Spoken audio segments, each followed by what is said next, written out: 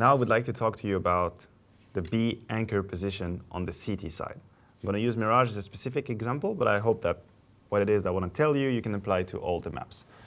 First of all, those who know me know that I've been a B anchor basically my whole CS life.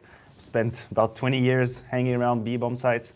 I've known them in and out, played all the maps on the B side specifically. And what I can tell you first is that I know it's not a sexy role, but it is a very important one. You have a lot of responsibility playing the B side.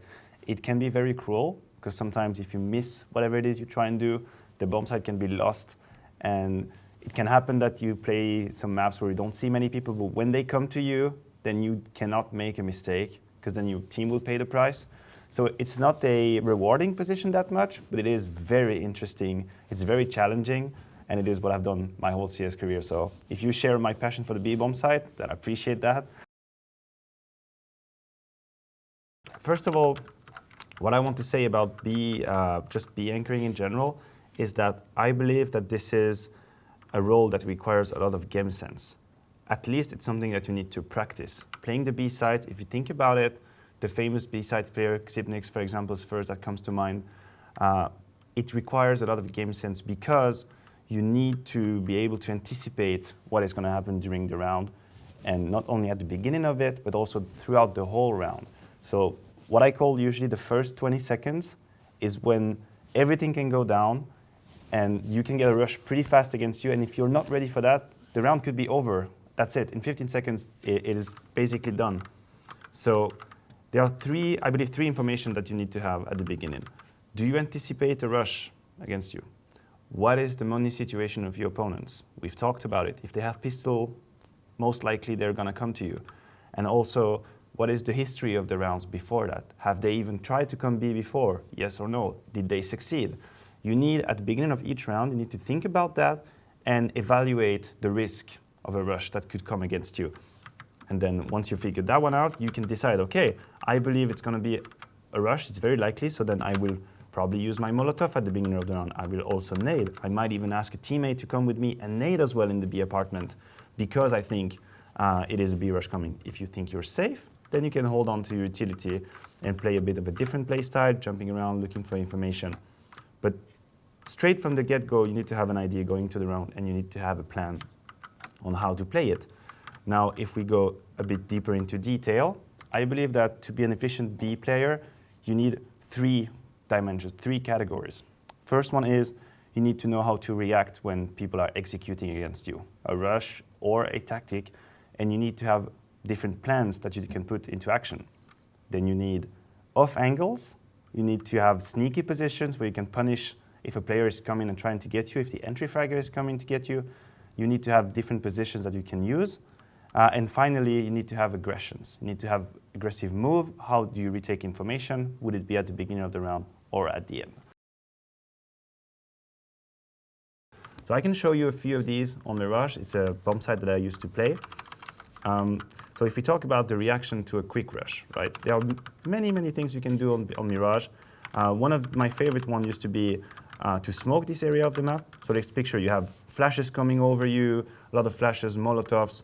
So smoking off the Jade access was a pretty good way to handle it. It gives you a lot of security, and then you can basically choose what angles you want to fight on. You will probably see player jumping on the car here. You might get them. You will see T running around the bomb site. You might get them from here. You might even, if I re-smoke again here, you might even see the top of the head of people on the balcony, and then you can play behind that smoke and stay alive. Another way that you can do it, obviously, is to, like Astralis would do, is to hug this blue wall here. And this way you create basically a double angle with your friend that is short with you.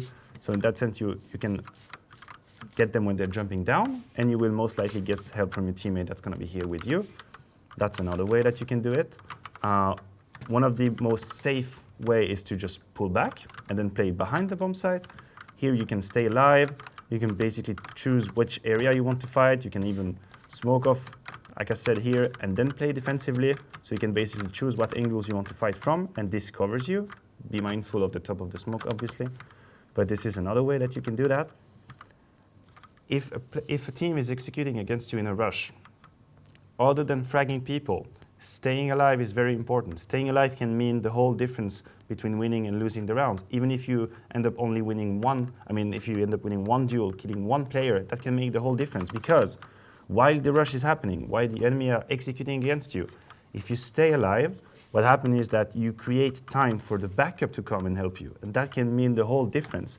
If I'm playing B and they are executing against me, I'm falling back, staying backside, staying alive here probably, then I give time to the window player to come in here and probably help me with an AWP. He can probably take an angle, he can help me, and I stay alive, and I guarantee to have some control over the bomb site. Whereas if I die immediately, that means that my opponents can grab all the map control they want, they can close the bomb site, use their smoke, and that's it.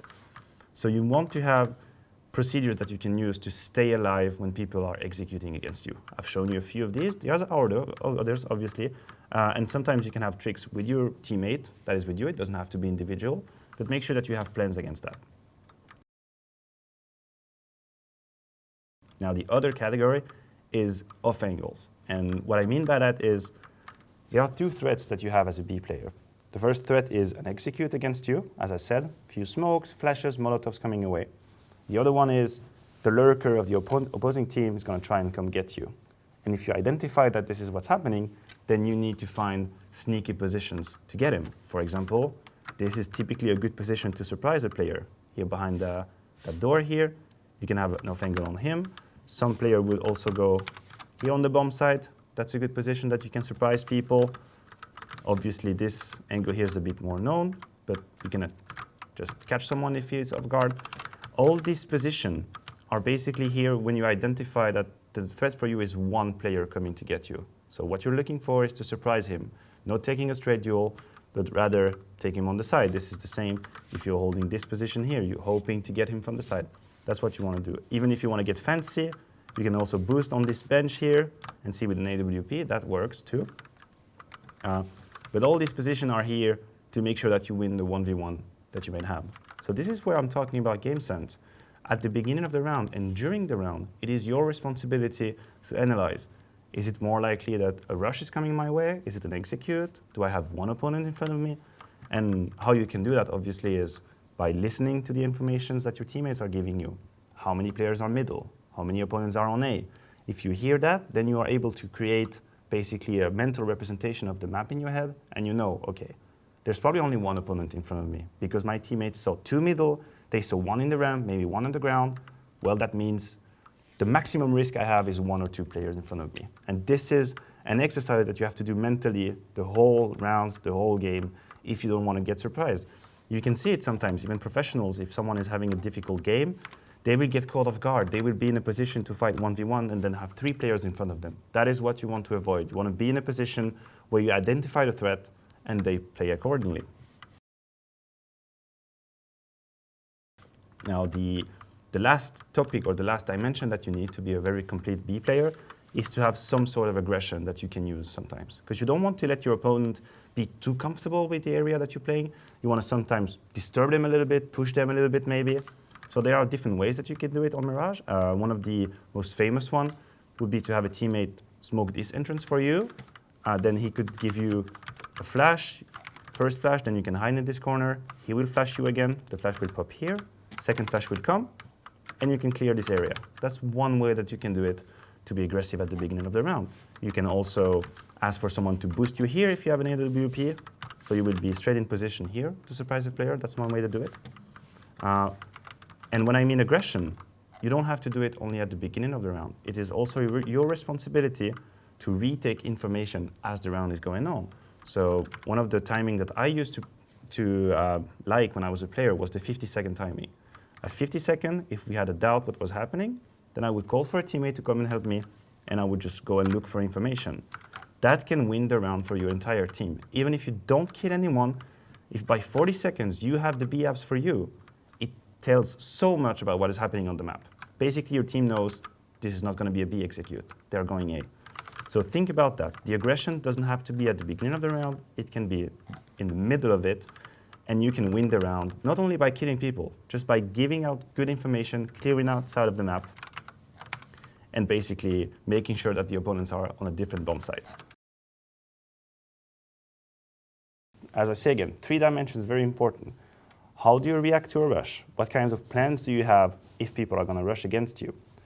What kind of sneaky and off-angles position can you use when you identify that one player is going to come to get you? And how can you be aggressive? How can you be aggressive at the beginning of the round with tricks? It doesn't have to be alone. You can use your teammate with you. And how do you retake information during the round? If you ask these three categories dead to rights, then I would say you're in a good position to be an efficient B both-side player. One of the challenges of being a B player is to make sure that the beginning of your round doesn't look exactly the same time and time again, because people are going to figure that out.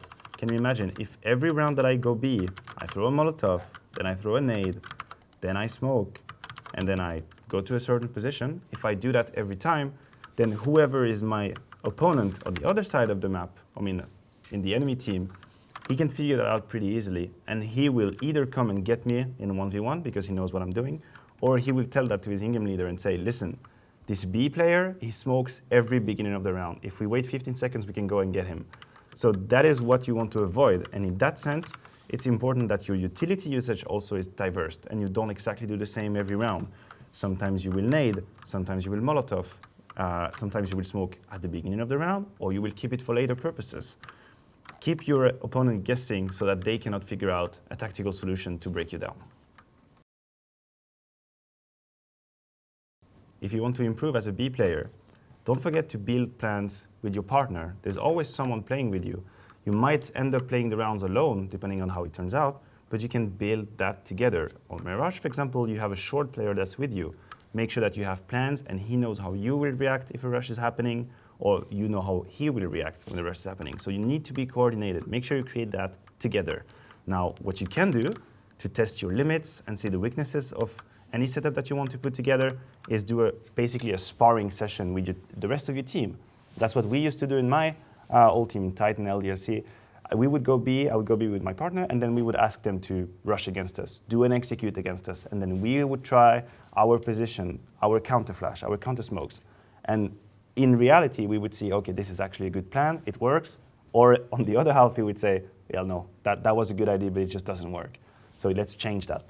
So making sure that your teammates test you and push you in the ideas that you have is a good way to make sure that when you're playing that in official, then you know it's actually working.